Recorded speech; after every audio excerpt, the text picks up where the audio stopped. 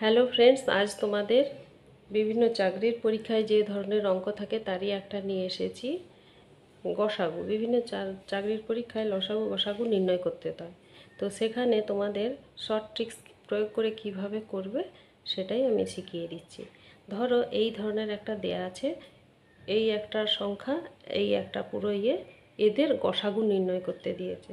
তো গসাগু মানে কি আমরা জানি, সব থেকে ছোট সংখ্যা বা কম সংখ্যা যেটা সেটা নেব। তাহলে এখানে কি কি আছে? 2^4, 2 স্কোয়ার। তাহলে কি কি সংখ্যাগুলো আগে মিলছে আমি সেগুলো আগে লিখে নিই। এখানে 2 আছে, এখানেও 2 আছে, তাহলে আমি একটা 2 লিখে নেব। এখানে 3 আছে, এখানেও 3 আছে, তাহলে এই 3 লিখে নেব। এখানে 5 আছে, এখানেও 5 আছে, 5 লিখে নেব। এখানে 7 আছে, এখানে নেই, তাহলে নিব না।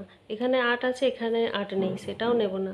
এখানে 9 আছে, এখানে 9 নেই, সেটাও নেব না। যেগুলো মিলবে সেগুলো লিখে নেব। তাহলে যেগুলো যেগুলো মিলেছে সেগুলো লিখে নিয়েছি। এবারে দেখো, এদের মাথায় সব পাওয়ার আছে।